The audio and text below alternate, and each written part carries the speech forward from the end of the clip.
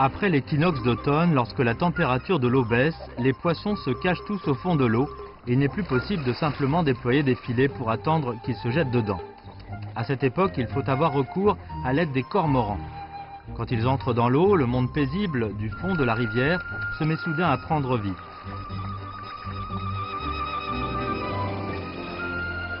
Alors que le fin brouillard du matin se dissipe, le vieux bourg d'Anzu, sur les rives de la rivière Da'an, laisse apparaître son image qui a traversé le temps. Dans la rue de l'Est, grand-mère Chen ramasse 3 grains de riz dans son tamis pour préparer le premier zongzi, un gâteau de riz enveloppé de feuilles de l'année. Dans la rue de l'Ouest, Madame Beau lève son mortier pour préparer un gâteau à base de riz glutineux. Rythmé par le bruit du mortier qui frappe le sol, la vie quotidienne des habitants du bourg continue son cours. 来到安居古镇，感受最深的就是它的古朴和宁静。1000多年的时光记忆，仿佛都被镌刻在这古老的街巷中。巷子里雕梁画栋的古宅，历经磨砺依然挺立的祠堂，所有的一切都在向人们诉说着这里过往的辉煌与荣耀。 Anzu est situé dans la zone administrative de Trongliang de la municipalité de Chongqing. C'est ici que se rejoignent les rivières Tiong et Fu. La rivière Tiong s'appelait jadis la rivière Da'an et les premières habitations du bourg étaient situées sur le bord de la rivière. C'est la raison pour laquelle le bourg a pris le nom d'Anzu. Il a été construit au temps de l'empereur Krai Huang de la dynastie des Sui et a toujours dépendu de la rivière et du commerce pour prospérer, devenant un district 3 fois au cours de son histoire. Anzu a atteint son apogée au cours des dynasties Ming et Qing. À l'époque, le nombre de résidents permanents dans la ville dépassait les 20 000 personnes. Les rues étaient couvertes de magasins et les bateaux formaient comme un grand tissu dans la rivière. Il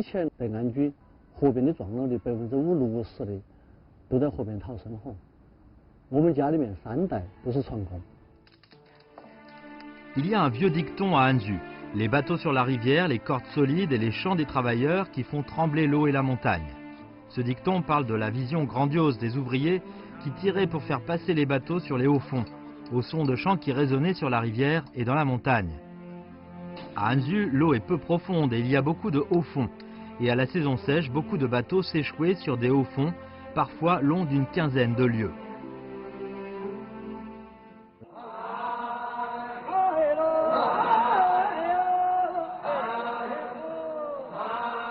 Sur cette vieille pellicule datant de l'époque de la République chinoise, on peut voir les travailleurs sur la rivière travaillant dur pour faire passer aux bateaux les rapides et les hauts fonds. Au temps où les bateaux dépendaient du travail manuel, que ce soit les barreurs, les timoniers, les rameurs ou les ouvriers qui tiraient, tout le monde avait son travail à faire. Si n'importe lequel d'entre eux manquait à son devoir, cela pouvait entraîner des dommages au niveau des marchandises ou même des dégâts sur les bateaux ou des pertes humaines. C'est la raison pour laquelle la hardiesse, la dureté au mal et le courage de prendre ses responsabilités sont devenues les règles d'or sur lesquelles s'est construite cette ancienne industrie du bourg.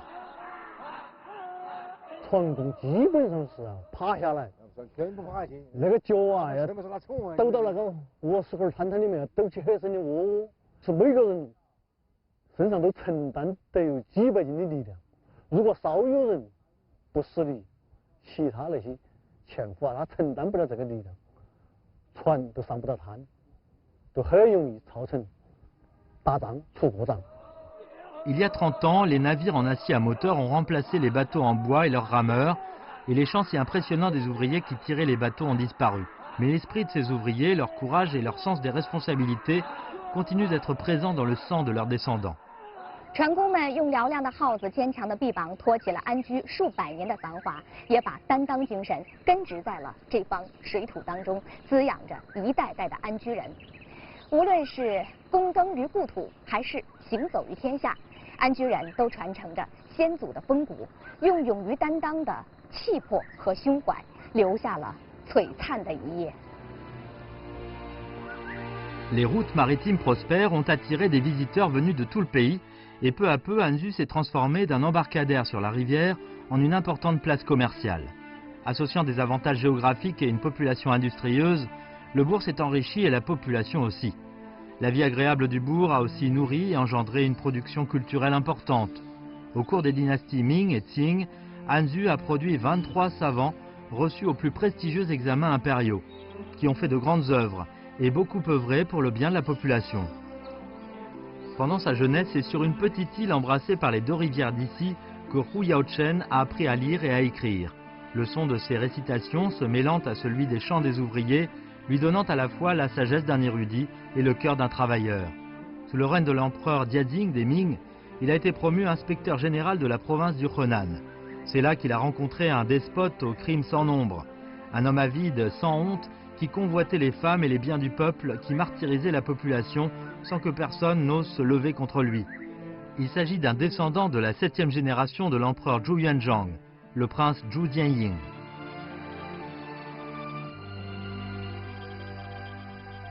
Avant l'arrivée de Hu Yaochen, d'autres gouverneurs ou censeurs impériaux avaient essayé d'enquêter et de traiter les crimes de Zhu Jianying, mais étaient tous tombés dans ces pièges avec des conséquences terribles.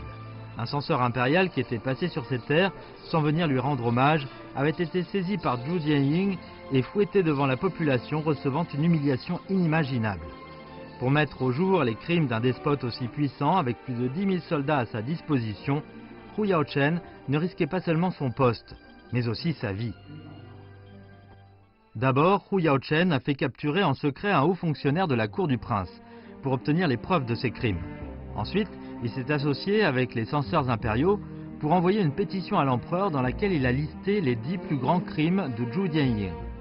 Pour empêcher le prince d'utiliser son armée pour résister, Hu Yaochen a envoyé des troupes le premier pour restreindre l'armée dans la résistance du prince. Quand l'ordre impérial de punir le prince est finalement arrivé, Hu Yaochen s'est immédiatement emparé de sa résidence pour libérer les femmes captives et rendre au peuple ses possessions. Hu Yaochen 他敢作敢为，就不仅仅是尽职守，同时也在履行道理，同时也准备献出他的生命。那么这种担当精神，就真正可以称为勇于担当。 Quand Hu Yaochen a quitté son poste pour se retirer dans sa ville natale, il est allé vivre caché dans le temple Bolun. Là, il a passé 16 ans à travailler comme éducateur. On l'appelait le monsieur du paravent de pierre.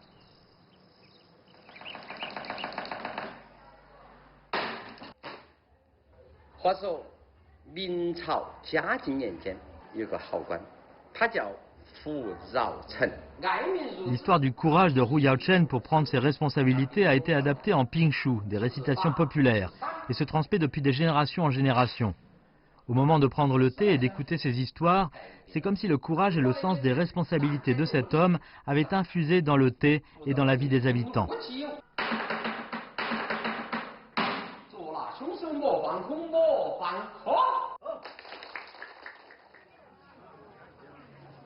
在历史的洪流中，安居几度兴衰沉浮。然而，胡瑶臣的故事一直在青瓦白墙间流传。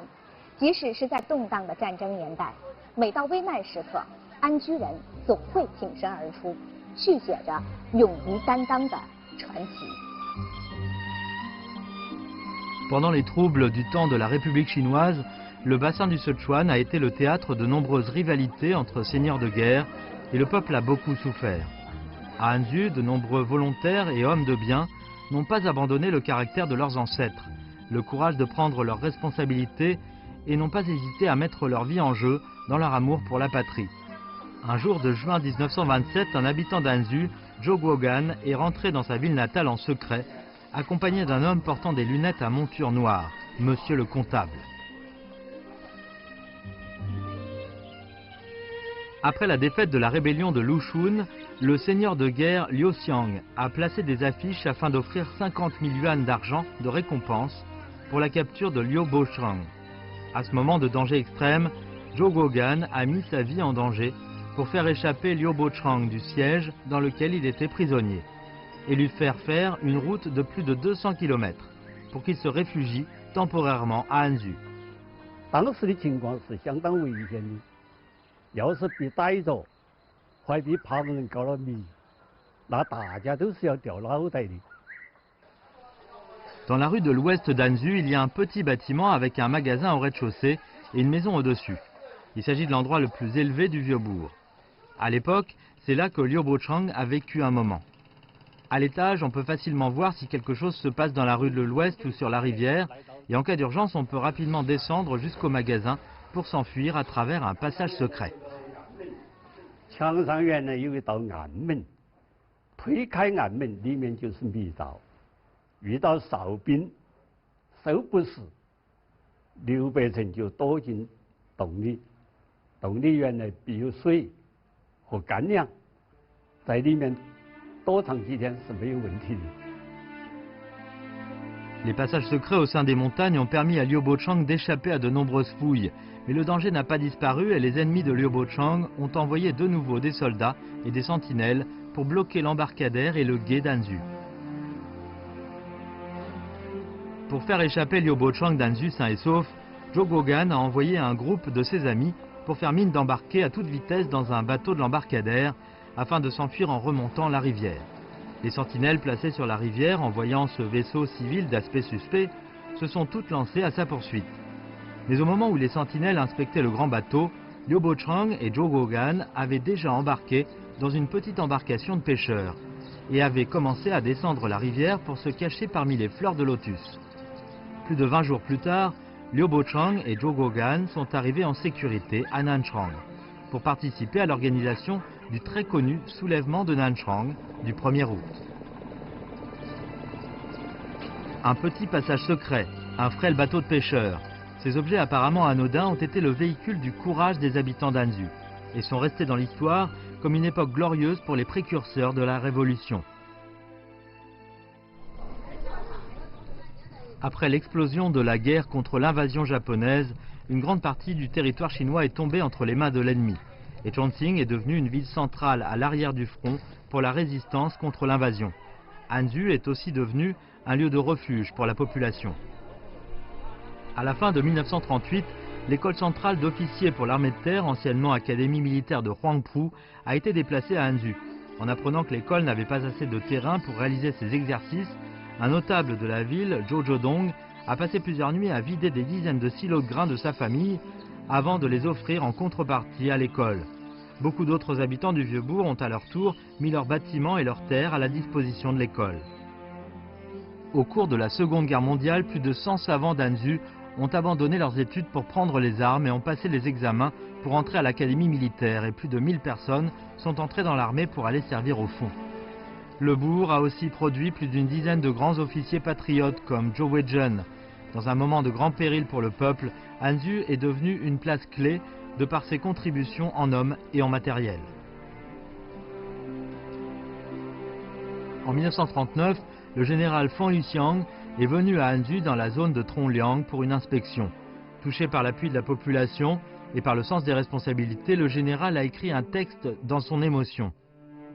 冯卫祥将军呢是非常感动，于是他就现场写了一首诗：铜梁，铜梁，真是抗战的后方。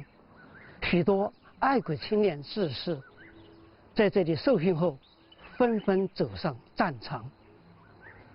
我为4万5千同胞感谢你们教育有方。 Une fois la victoire obtenue, les habitants du Vieux-Bourg ont peu à peu retrouvé leur vie tranquille de tous les jours. Mais l'esprit qui consiste à avoir le courage d'assumer ses responsabilités était déjà devenu depuis longtemps le signe de la bravoure collective des habitants d'Anzu. En 1947, un jeune homme au visage émacié, venu de la campagne, est arrivé au bourg. Il s'appelait Qiu Shaoyun et avait perdu ses 2 parents en bas âge. Lui et ses 2 frères s'entraidaient pour survivre. Pour gagner sa vie, il a rejoint le restaurant de nouilles de la famille Fan pour étudier le métier de serveur avec le neveu du patron, Fan Suyun. Il était principalement chargé de tâches comme d'accueillir les clients, de faire le service ou la vaisselle. 当时挑水走的就是这条路吗？哎，从这儿一直到河边。范水第一次带邱少儿在河边挑水的时候，正碰上一艘大货轮过滩。他看到岸边有数百名纤夫在拉船。 喊声震天，邱少儿比这种壮观的场面深深地震撼。 Le père de Qiu Shaoyun avait jadis travaillé comme ouvrier sur les quais d'Anzu pour tirer les bateaux. Le spectacle des ouvriers a alors réveillé chez Xiu Shaoyun le souvenir de son père et lui a inspiré une nouvelle énergie et un nouveau courage pour faire face à la vie. Plus tard, chaque fois qu'il avait un moment au restaurant, il venait sur les rives de la rivière pour couvrir sur les hauts fonds et tirer les bateaux, travaillant comme ouvrier temporaire. En sentant le poids de la lourde corde peser sur ses épaules, Xiu Shaoyun a appris à avoir le caractère de ses ancêtres. Il a appris à avoir le courage de prendre ses responsabilités. À force de travailler à la fois comme serveur et comme ouvrier, les deux sources de revenus de Xiu Shaoyun lui ont permis de vivre avec plus d'aisance. Outre ses propres dépenses, il envoyait aussi un peu d'argent de poche à ses deux petits frères qui avaient été recueillis dans la famille de leur oncle.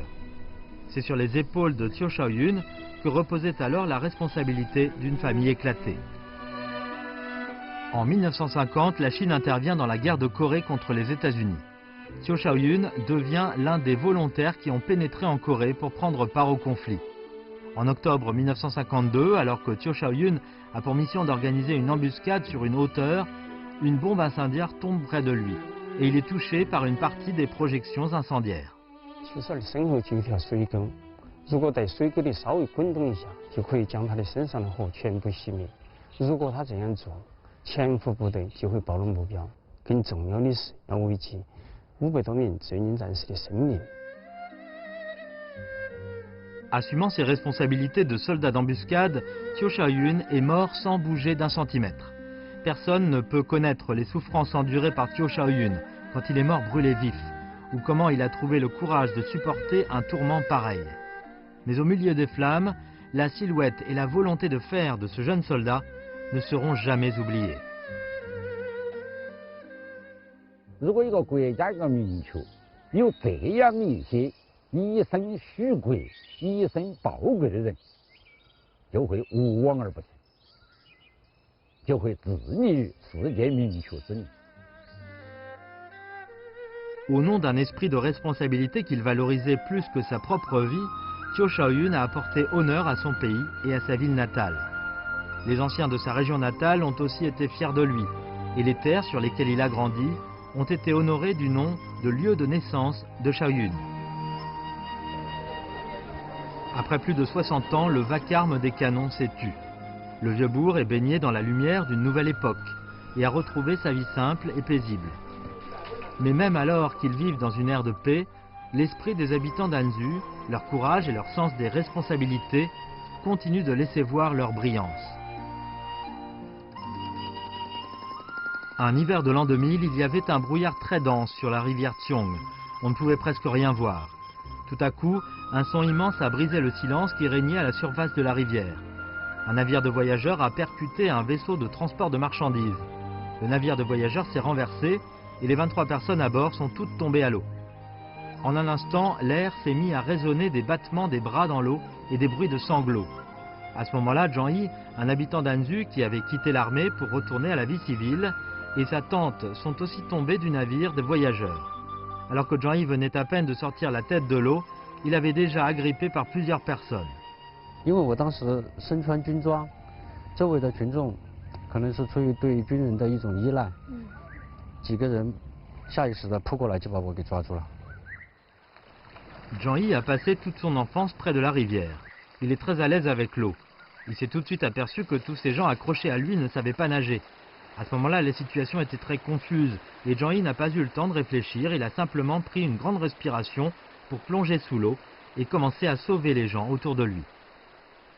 保护人民本来就是军人的天职。当时那个场面，确实非常的悲惨，不忍心去。如果不去救的话，那个会死很多人。Zhang Yi a jeté toutes ses forces pour sauver des vies, faisant l'aller et le retour au lieu des naufrages à la berge 5 fois, ramenant chaque fois un naufragé des portes de la mort à la sécurité. Ce n'est qu'alors qu'il était déjà épuisé et au bord de l'évanouissement qu'il s'est finalement aperçu que sa tante n'était pas parmi les rescapés. Après plus de 10 ans, Zhang Yi peut parler de ses propres actes de bravoure avec beaucoup de détachement. Mais son sentiment de culpabilité de n'avoir pas pu sauver sa tante est toujours aussi fort. Au moment du désastre, Zhang Yi a continué à mettre en œuvre la mission sacrée d'un militaire, celle de protéger des vies. Et à travers ses actes, il a incarné le courage de prendre ses responsabilités, que les habitants du Vieux-Bourg se transmettent depuis toujours.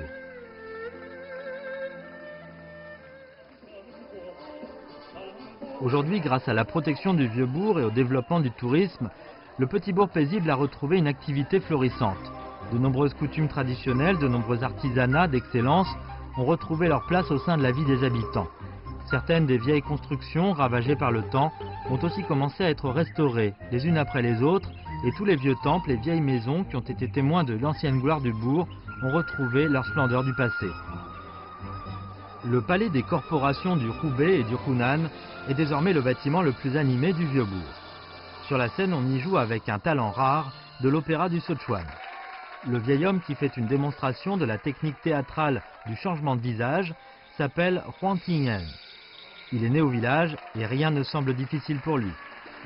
En 1994, le Conseil des sports et de l'activité physique était en train de se préparer à faire entrer la danse du dragon traditionnelle dans la liste des sports de compétition. La zone de Trongliang, dans la ville de Tianjin, où est situé le Vieux-Bourg, a la réputation d'être le pays des lanternes dragons.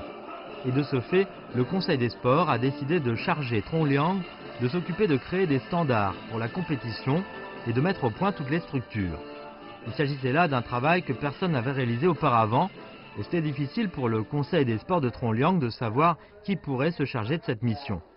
À l'origine, le travail de Huang Tingyan avec l'opéra du Sichuan et la mission confiée au Conseil des sports n'avaient rien à voir entre eux.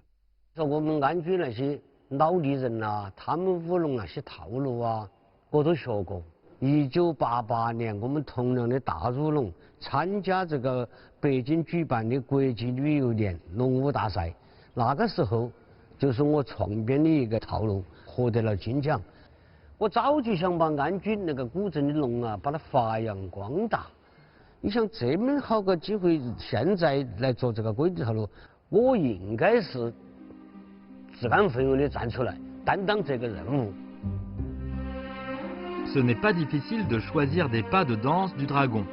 Ce qui est difficile, c'est de réaliser ces pas et de leur faire représenter le niveau de la danse du dragon en Chine, tout en faisant la promotion pour qu'elle se développe.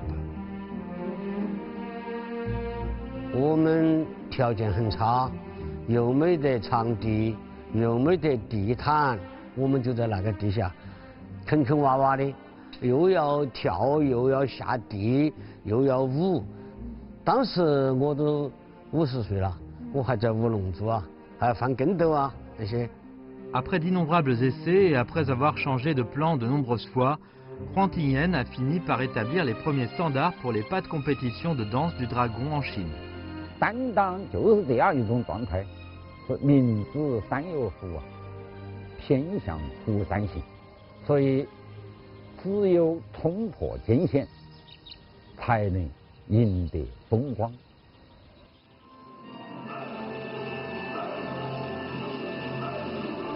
Après cela, sous la direction de Huang Tingyan, la danse du dragon est entrée au programme des célébrations pour la grande célébration de la 50e fête nationale, le banquet de la 60e fête nationale et la cérémonie d'ouverture des Jeux olympiques de Beijing en 2008.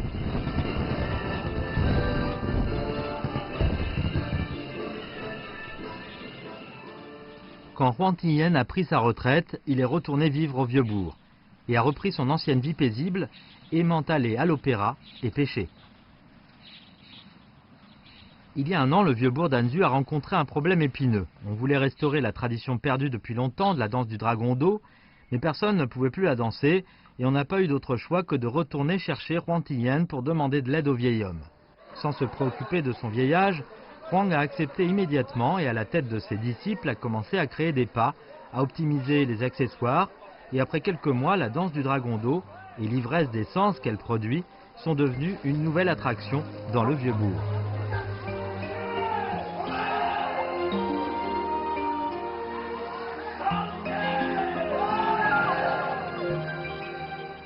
Depuis des centaines d'années, le Vieux-Bourg a connu la prospérité. Cette ère d'excellence a nourri une culture populaire unique par son charme à Anzu. Et le temps passé, à dépendre de leurs épaules solides et de leur sens des responsabilités, a produit des histoires extraordinaires et pleines d'excellence pour les habitants d'Anzu. Aujourd'hui, Anzu reçoit avec honneur des visiteurs venus des 4 coins du pays et du monde entier. 路过安居，只以为它是一首安宁清雅的小诗，走进安居，才发现它是一出波澜壮阔的大戏。曾经的9宫18庙依然香烟袅袅，寄托着游子们天南海北的乡愁。勇于担当的精神，跨越历史长河，在新时代下托起了这座千年古镇的辉煌与梦想。我渴望时间的远方，被一束童年的光照亮。那清晨许下的愿望，是回家的芬芳。我怀念旧日的时光，为一棵青春的树徜徉。那午后穿过的小巷，是出发的地方。我向往春天的暖阳，随一阵风温柔的荡漾。那梦中拥有的力量，是日出的东方。